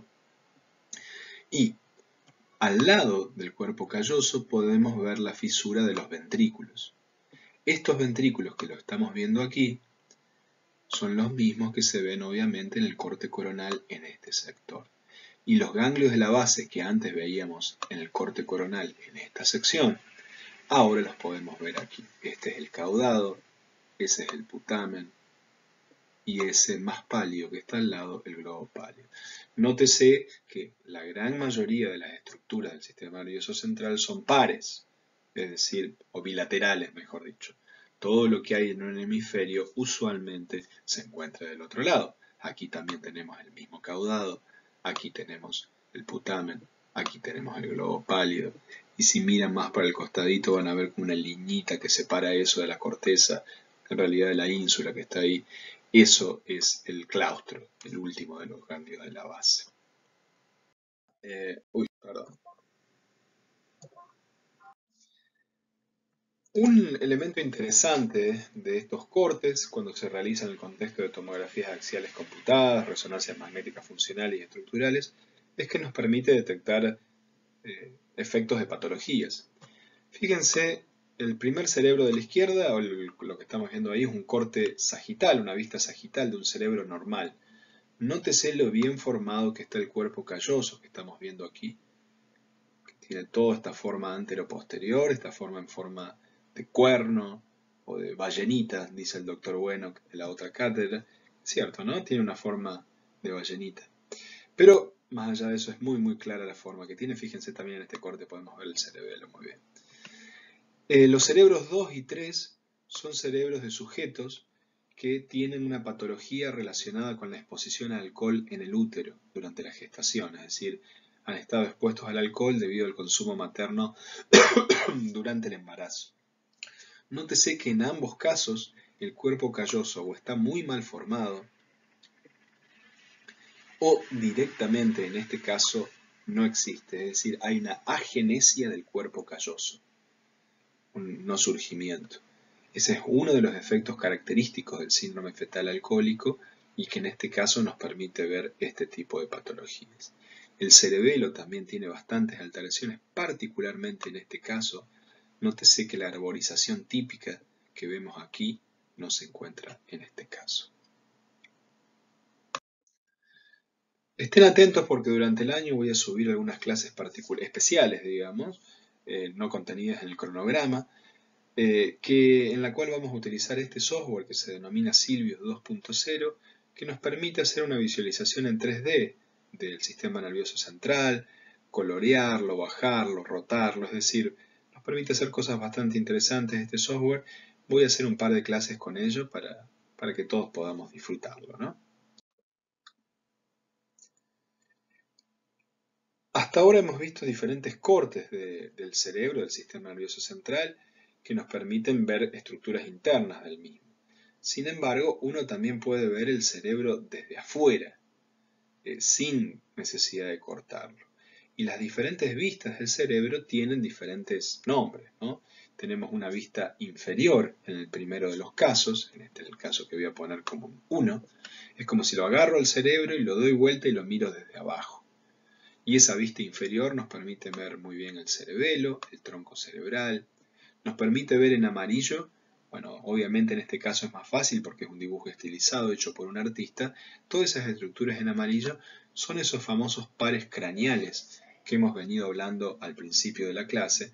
Son pares craneales que en realidad, si bien están dentro del sistema nervioso central, forman parte del sistema nervioso periférico. Son como los encargados del sistema nervioso periférico dentro de la cabeza. Si lo vemos como desde arriba al cerebro, que es esto que estamos viendo acá, que nos permite ver muy claramente las circunvoluciones y las fisuras asociadas, este es el lóbulo frontal, este es el lóbulo parietal, esta partecita acá es muy importante porque es la corteza parietal ascendente, que ya la vamos a ver, esta es la corteza motora ascendente, que ya la vamos a ver, nos permite ver los dos hemisferios. Entonces, el 2 es una vista superior del cerebro. Lo mismo que acabamos de ver en un dibujo estilizado hecho por un artista, ahora lo podemos ver en una vista real del cerebro. Algunas de las diferencias que hay entre un dibujo hecho por un artista y en este caso es primero el tema de que las cisuras, los surcos, esas hendiduras profundas producto de la compresión del cerebro, de esta alfombra que es el cerebro, aparecen ahora mucho más oscuros. ¿Por qué es eso? Pues bien, porque en general la vascularidad, es decir, las venas que pasan por sobre el espacio en el espacio subaranoideo, siguen, como el agua sigue los valles, la sangre también sigue estas ondulaciones y estas cisuras y surcos. Por lo tanto, luego de que se produce, en este caso, la autopsia, la muerte y la autopsia de la persona, la sangre queda marcada en esos surcos y le da esa tonalidad oscura, que de hecho nos permite ver mejor esos accidentes geográficos del cerebro. Aparte, ustedes podrán ver aquí, lo voy a marcar con rojo, ¿ven esa pielcita más brillante que hay ahí, esa membranita? Esos son restos de las meninges que quedaron, restos probablemente de la pía madre que han quedado. Otro elemento que pueden ver es bueno, la gran cisura interhemisférica que hay en este caso, y los aguzamientos que hay a nivel occipital, donde tiene ese aspecto bien de cuña, de triángulo que va formando en la parte occipital, y claramente el aguzamiento a nivel de los lóbulos frontales. Otro dibujo, perdón, otra imagen real del cerebro, pero en este caso un poquitito más limpia, que nos permite delimitar más claramente, por ejemplo, la cisura central o de Rolando, que es la única de las fisuras que va desde la cisura interhemisférica, es decir, de la separación entre los hemisferios hasta abajo. Son todas muy parecidas del resto, pero fíjense que las otras ninguna llega directamente hasta abajo, ¿ven? Esta empieza ahí y sigue para acá, esa empieza ahí y se corta ahí. La única, hay una sola cisura que va desde la misma cisura interhemisférica y va para abajo. Y del otro lado, fíjense que está del mismo lado. Eso nos permite delimitar un lóbulo frontal y todo para atrás el lóbulo parietal. Y más para aquí abajo el lóbulo temporal, que probablemente esté delimitado a partir. Bueno, eso lo vamos a seguir viendo más adelante. Nuevamente recuerden que lo que acabo de marcar es la cisura central o también conocida como de Rolando. Obviamente también podemos tener una vista frontal del encéfalo, visto de adelante, o una vista lateral mirándolo de costado. Aquí vemos representaciones reales de esas vistas. En este caso lateral, la vista lateral, cuando el cerebro está bien conservado, nos permite darnos cuenta ya no de la cisura central o de Rolando, sino de la cisura lateral o de Silvio, que es esta que está corriendo aquí. Creería que es esa. No estoy seguro si es esa o es esa, que tiene mucha mejor vascularización. Probablemente sea la de arriba. Más allá de eso, eso es temporal, eso es frontal y ahí tenemos parietal para atrás. Otro elemento interesante de esta vista lateral, bueno, claramente pueden ver todavía algunos restos de meninges que han quedado y aquí ven claramente, muy claramente, el tronco cerebral muy preservado con el cerebelo que está aquí. Voy a aprovechar esta vista que estamos viendo aquí tan bonita para delimitar que los dos ventrículos laterales que están más o menos a esta altura se conectan con un tercer ventrículo que está mucho más abajo en el cerebro y luego ese tercer ventrículo se conecta a partir de un acueducto, es decir, de un canal que pasa por el mesencéfalo y aquí hay un cuarto ventrículo. Entonces tenemos un ventrículo, dos ventrículos, tres ventrículos y muy interesantemente el cuarto ventrículo está formado o es el espacio que resta entre el cerebelo, la parte superior del tronco y la parte inferior de la protuberancia. Este es el tronco, la protuberancia está por acá y el cerebelo tapa ese ventrículo. Es como una especie de lagunita que queda al medio. Si uno sacara ese cerebelo, vería el piso de la lagunita del cuarto ventrículo. Si uno realiza un corte sagital, podemos ver esto que estamos viendo aquí. Este es un cerebro real preservado. Los cerebros, una vez que se obtienen a partir de la disección, pueden preservarse de diferentes maneras. Algunas de ellas las vamos a aprender en el curso. Fíjense qué interesante. Antes habíamos visto en un corte, en una exploración mediante una técnica de imagen, habíamos visto un corte sagital y habíamos podido identificar cuerpo calloso. Aquí lo podemos ver de una manera muy, muy interesante. Por sobre el cuerpo calloso tenemos una circunvolución que se llama circunvolución del cuerpo calloso. Nótese que podemos casi ir delimitando la corteza cerebral propiamente dicha de un espacio que está por debajo, todo esto que estamos mostrando acá, que le voy a poner circunvolución del cuerpo calloso, que es una circunvolución muy importante porque tiene estrechas relaciones con todo el sistema límbico. El sistema límbico está todo aquí abajo y por lo tanto con procesos como emociones, aprendizajes de hábitos y similares. Y todo lo que tenemos aquí por encima es obviamente la corteza cerebral. Como ya anticipé previamente, este tipo de corte nos permite ver muy bien el tronco cerebral porque lo corta justo al medio.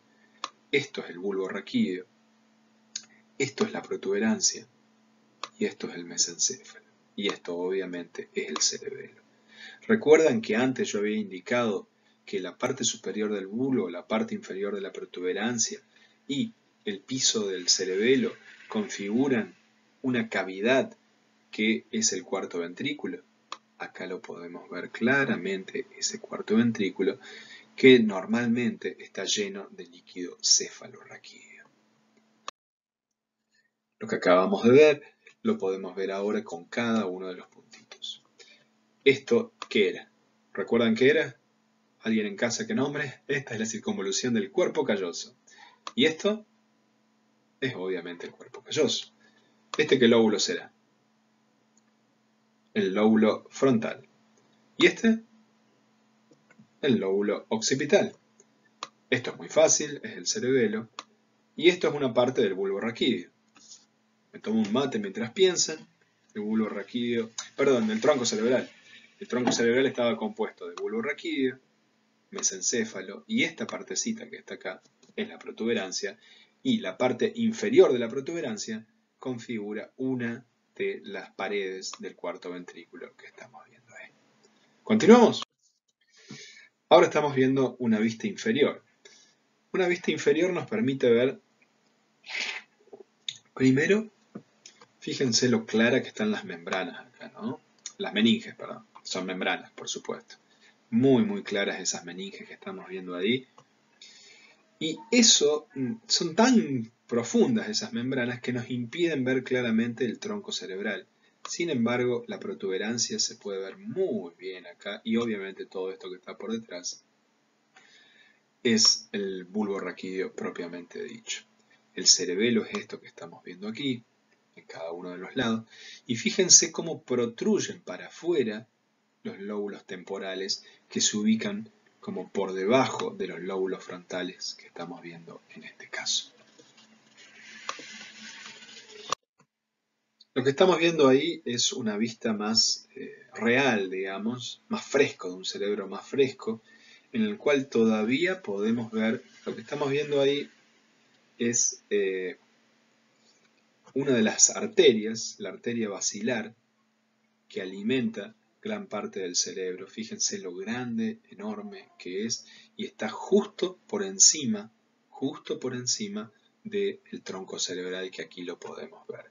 Y esto que podemos ver aquí son los nervios ópticos. Esto es el nervio óptico, y esto que estamos viendo ahí es el quiasma óptico, es decir, acá está cortado esto, pero en realidad esto se mete por aquí adentro un ojo y esto adentro otro ojo.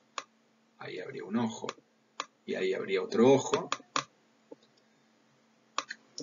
El nervio viene por aquí y aquí cruza y se pasa al otro lado del hemisferio, que es un concepto muy importante, que es que muchos de los nervios sensoriales decusan, es decir, pasan de un hemisferio a otro. Es decir, que lo que uno ve o parte de lo que uno ve con el ojo derecho en realidad se procesa con el hemisferio izquierdo.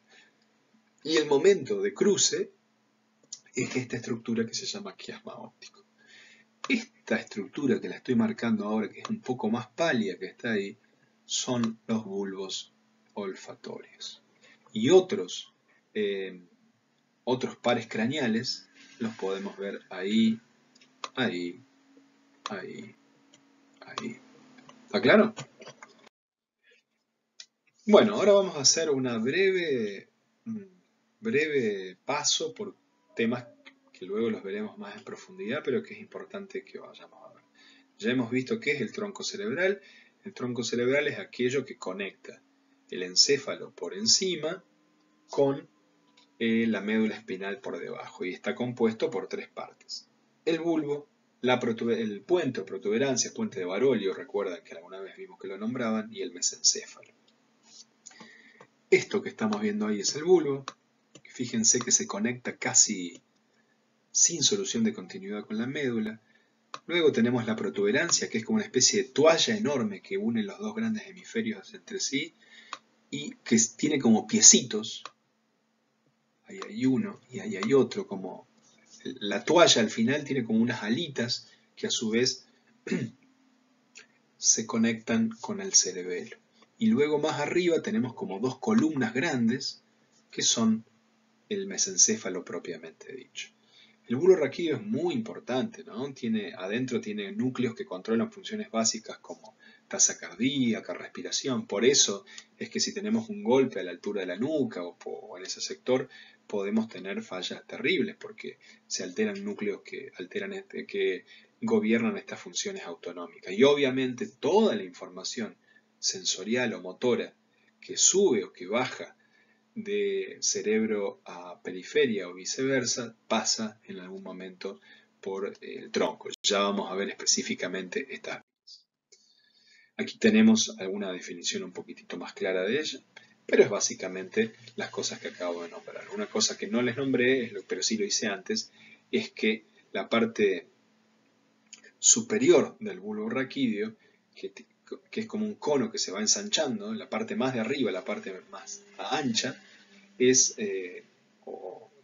como el piso del cuarto ventrículo, de la cavidad del cuarto ventrículo. El otro elemento que tenemos es el puente o protuberancia, que es esta especie de, como yo les mencioné, de toalla, llamémosle. Es una toalla con todas líneas, con todas fibras que van de un lado para el otro, ¿no? Y la van viendo. Este es el bulbo. y esta es la protuberancia. Y ya vimos antes que tiene una función muy importante, que como que al medio tiene un valle, y por ese valle, ¿qué pasa? La arteria basilar, que ya la vimos antes en la fotografía propiamente dicha. También contiene algo muy importante, que es la formación reticular. La formación reticular es, como su nombre lo indica, una red relativamente dispersa de neuronas que son muy ricas en neurotransmisores como la norepinefrina o noradrenalina, que participan de procesos de activación y de procesos psicológicos muy importantes como es la atención. ¿Sí? Digamos que proveen una primera fuente de sentido de la alarma y de la vigilancia, del estar despierto y del estar atento. Esa es un poco la función de esa formación reticular. Y a su vez contiene varios pares craneales como el núcleo abducens, el facial, el vestíbulo-cloaquial. Finalmente yo les había mencionado que el mesencéfalo era como dos grandes columnas, ¿sí? Una columna por cada hemisferio, que ¿qué hacen? Bueno, conectan el bulbo, cada columna está sosteniendo el bulbo con cada uno de los hemisferios. ¿Y con qué parte de los hemisferios? Como con dos estructuras ovoides que se llaman tálamos, ¿sí? Acá estamos viendo una vista posterior ¿sí? ¿Sí? Del cerebro, y fíjense que podemos ver la parte de atrás de las columnas, la parte de atrás de las columnas que acabo de mencionar, y estas columnas unen, en este caso, la protuberancia, que es todo lo que estamos viendo acá, y esto es el bulbo, con qué parte del cerebro.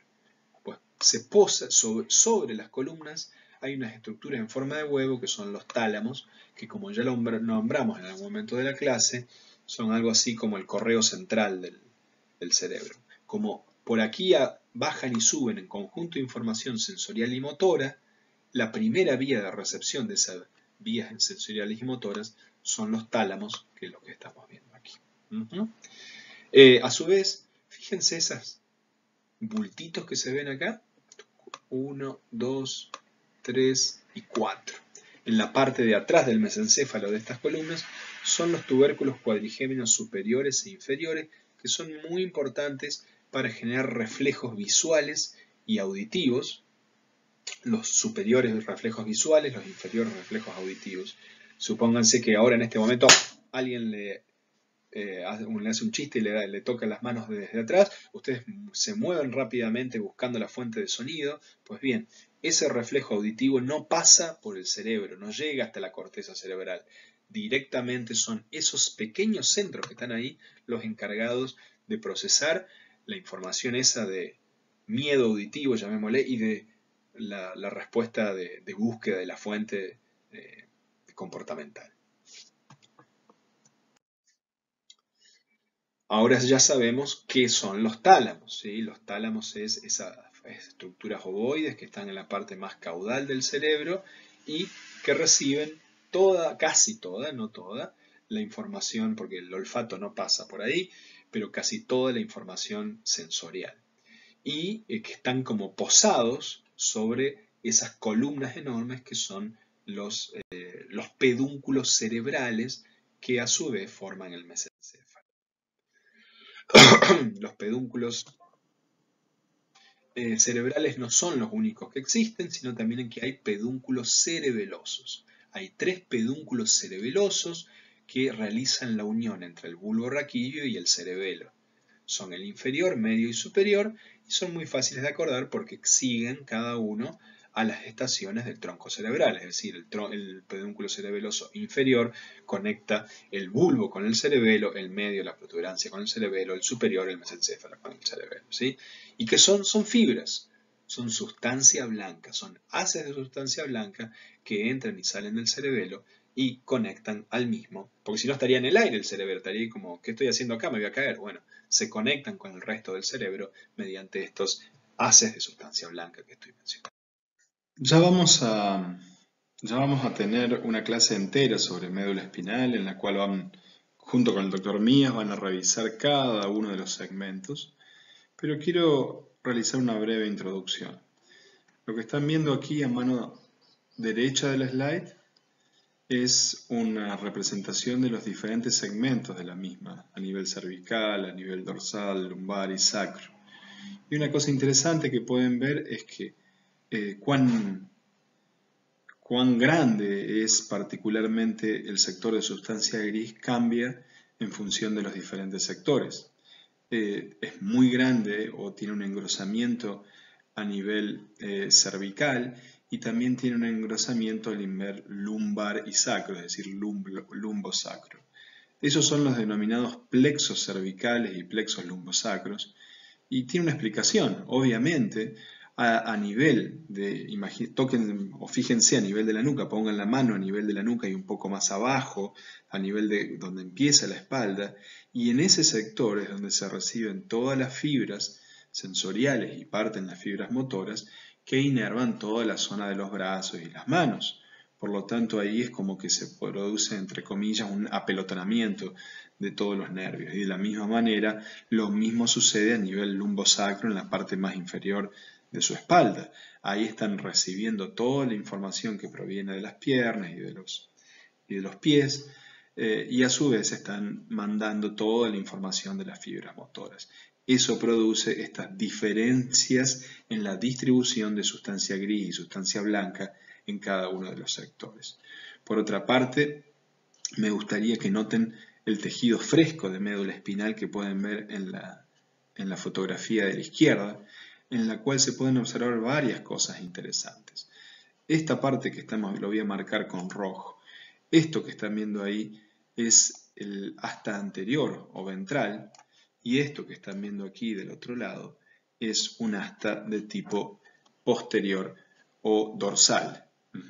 Fíjense la diferencia en tamaño, siendo el asta de la raíz dorsal mucho más grande que el de la raíz anterior, al menos en este sector de la médula, y vean el grosor que tienen cada uno de ellos de relativa importancia. Y como varios en toda la médula y también en el tronco tenemos un surco medio que lo va recorriendo aquí en grande. Muy bien. Dijimos que uno de los elementos más importantes de la médula espinal es conectar el tronco cerebral y, por lo tanto, el cerebro propiamente dicho, con todo el cuerpo. ¿Sí? La médula espinal recibe todos esos fascículos entrantes y salientes que acabo de mostrar en la transparencia previa, y esos fascículos entran dentro de la médula y van formando nervios que suben, fibras nerviosas que van subiendo o bajando a través de la médula, llevando o trayendo información desde el cerebro. En ese sentido, vamos a encontrar diferentes fascículos ascendentes y descendentes. Los fascículos ascendentes y descendentes están de a pares, es decir, hay uno por cada lado de la médula espinal, uno del lado izquierdo y otro del lado derecho. Sin embargo, a los fines explicativos y pedagógicos, usualmente en los dibujos, como en el dibujo que están viendo, solamente se ponen de un lado, ¿sí? Por fines pedagógicos, en este caso vemos los descendentes de la izquierda y los ascendentes de la derecha, lo que no quiere decir que haya solo fascículos ascendentes del lado derecho de la médula, están de los dos lados. Eso es muy importante que lo tengan en cuenta.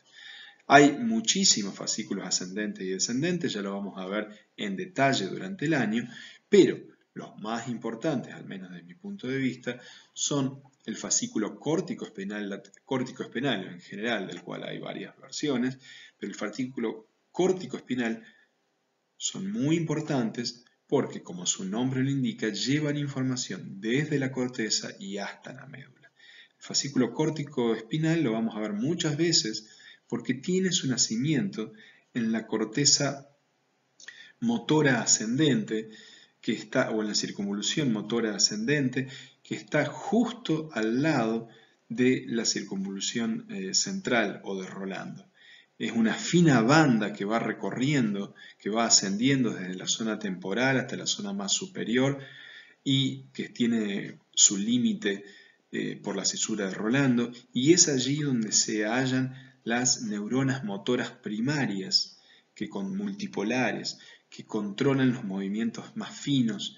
Imagínense si están moviendo sus dedos chasqueen sus dedos, ese movimiento está producido por unas neuronas motoras muy grandes que están ahí al lado de la circunvolución central o de Rolando, de la cisura central o de Rolando en la circunvolución frontal ascendente, y desde allí bajan a través de unas enormes fibras de sustancias blancas que atraviesan, que pasan al lado de los ganglios de la base, luego decusan a nivel de la decusación de las pirámides en el tronco cerebral, van hacia el lado opuesto de la médula, es decir, si parten de la corteza del hemisferio cerebral derecho, pasan a la parte izquierda de la médula y viceversa, y bajan por estos fascículos córtico-espinales laterales. Y luego van saliendo, este fascículo grande se va desgajando, llamémosle, y va saliendo por los nervios espinales en los sectores correspondientes. Por ejemplo, en la parte más cervical y dorsal, inervando todo lo que tiene que ver con brazos y manos, y luego en la parte más lumbosacra y coxigia, en lo que tiene que ver con inervación de las piernas. Otro elemento importante que podemos entender en esta slide es que una forma muy sencilla de recordar estos fascículos, fascículos o vías también es otra forma de nombrarlos, es a partir del nombre. Es un nombre compuesto, córtico-espinal, donde la primera partecita del nombre indica dónde surge la vía o el fascículo y la última a dónde llega. De la misma manera encontramos fascículos ascendentes que van llevando información hacia la médula espinal. Tal es el caso, por ejemplo, que van llevando información desde la médula espinal hacia la corteza cerebral o hacia otras áreas del sistema nervioso central. Tal es el caso, por ejemplo, del fascículo espinocerebeloso. El fascículo espinocerebeloso va desde la médula espinal, por eso espino, hacia el cerebelo, y es muy relevante en todo lo que tiene que ver con mantener el equilibrio, entre otros elementos. Dos fascículos muy importantes son el grácil y el cuneiforme, que los vemos allí, que llevan información de tipo somatosensorial, es decir, información táctil de la piel. Luego también tenemos el espinotalámico, que lo vemos ahí, que va desde la médula hasta el tálamo, y hay otros más en ese caso. Muy bien. Hay diferentes formas de presentar esto en dibujo. Aquí vemos otra forma y nuevamente las mismas vías que les mostré antes. El tracto córtico-espinal en este caso, el fascículo grácil y el cuneiforme aquí, el espinocerebeloso. Todo lo que acabo de mencionar nos debería haber ya preparado para entender los conceptos de vías sensitivas y vías motoras. Las vías sensitivas y vías motoras son como las autopistas de información del sistema nervioso que va llevando información, ya sea desde los sentidos hasta el cerebro, del sistema nervioso periférico al central, o viceversa, nos va llevando información, lo más sencillo, una decisión, entre comillas, de mover un brazo, por ejemplo, o de tomar una acción compleja que incluye información motora, desde la corteza cerebral hasta los músculos. Estas son vías sensitivas y motoras respectivamente. Estos son conceptos muy importantes y cada una de estas autopistas está formada como por secciones, digamos. De la misma manera que si yo quiero ir de Córdoba hasta San Francisco, por ejemplo, hay una primera sección que es de la autopista, que es de hasta Río Primero, ¿sí? Donde hay una primera parte de la ruta y luego de Río Primero puedo decir que hay una segunda parte hasta Arroyito y de Arroyito hasta San Francisco.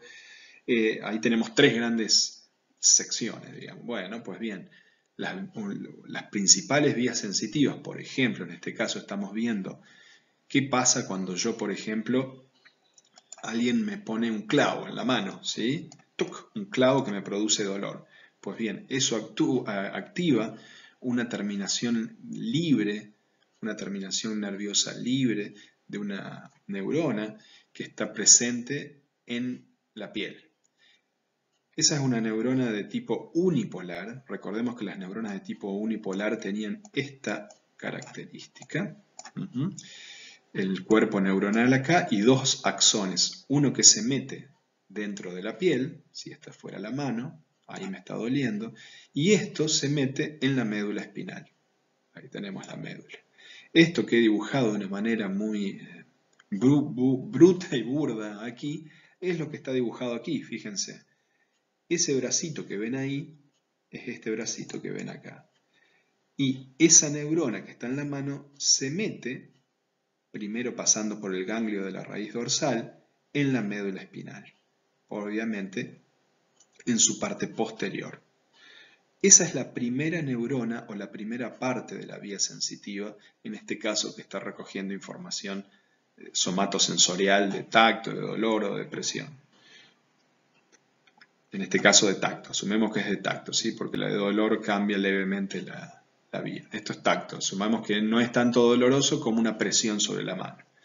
Cuando eso sucede, la segunda partecita de la neurona unipolar, que es esta que estamos viendo acá, sale del ganglio. Esto que están viendo ahí es el soma de la neurona, es eso que está ahí, el cuerpo.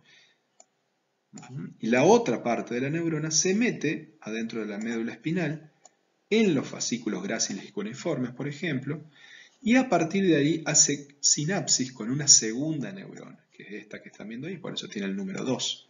Esta es la neurona 1, esta es como si fuera Córdoba Río Primero, que dije antes, de que si yo quiero llegar a San Francisco, y la neurona 2 es Río Primero hasta Rollito.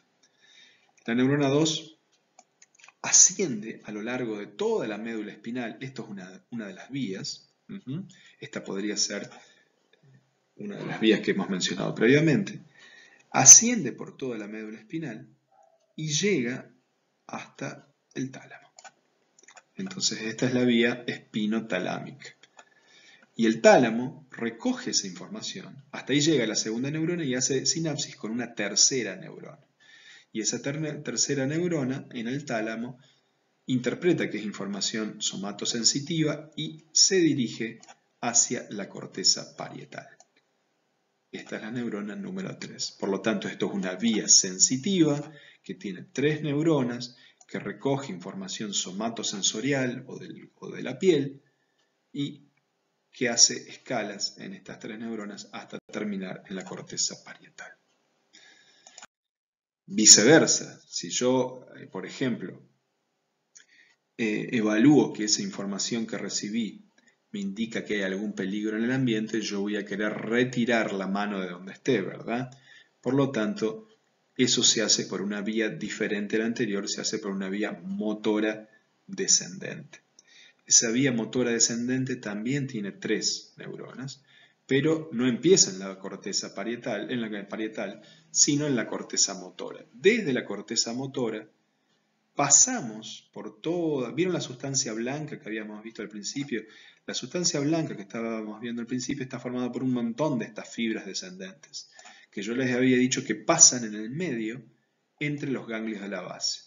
Ahí tenemos el caudado, este es el núcleo lenticular, que es la suma de putamen y globo pálido, y este es el claustro. Y por el medio de eso pasa la primer neurona, que pasa, se mete por la protuberancia, por el mesencéfalo primero, por la protuberancia luego, llega hasta la parte inferior del tronco cerebral, del bulbo raquídeo, y ahí decusa. Fíjense que hay una decusación, es decir, la vía pasa de estar en un hemisferio al otro. Las razones por qué hay decusación de fibras nerviosas no son aún del todo conocidas. Hay muchas teorías sobre ello. Luego de decusar, continúa bajando por la médula espinal y se mete en la médula espinal, en una región más medial de la misma, y ahí hace contacto con una neurona muy chiquitita, que es esa neurona de segundo orden que está ahí. Una interneurona. Esa interneurona hace contacto rápidamente con la neurona de tercer orden, que es la motoneurona propiamente dicha. Esa motoneurona está o empieza en el asta anterior de la médula espinal, en el asta ventral, sale de la médula espinal por uno de los agujeros espinales. Fíjense que a diferencia del ganglio de la raíz dorsal, aquí no hay ganglio. Directamente el bracito, la acción de la neurona sale y se mete en el músculo. Ahí en el músculo hace una conexión, una sinapsis muy particular que se llama sinapsis neuromuscular o placa neuromuscular, que entre comillas se informa a partir de un neurotransmisor que es la acetilcolina, y eso produce la contracción del músculo. Por lo tanto, la vía motora descendente, en este caso córtico-espinal, está compuesta por una neurona muy larga, ¿no? Que nace de nuestra cabeza, de nuestra corteza, y llega hasta la médula espinal. De la médula espinal hace contacto con la neurona 2, que es la de segundo orden, que es la interneurona, y ahí conecta con el músculo propiamente dicho mediante una tercera neurona.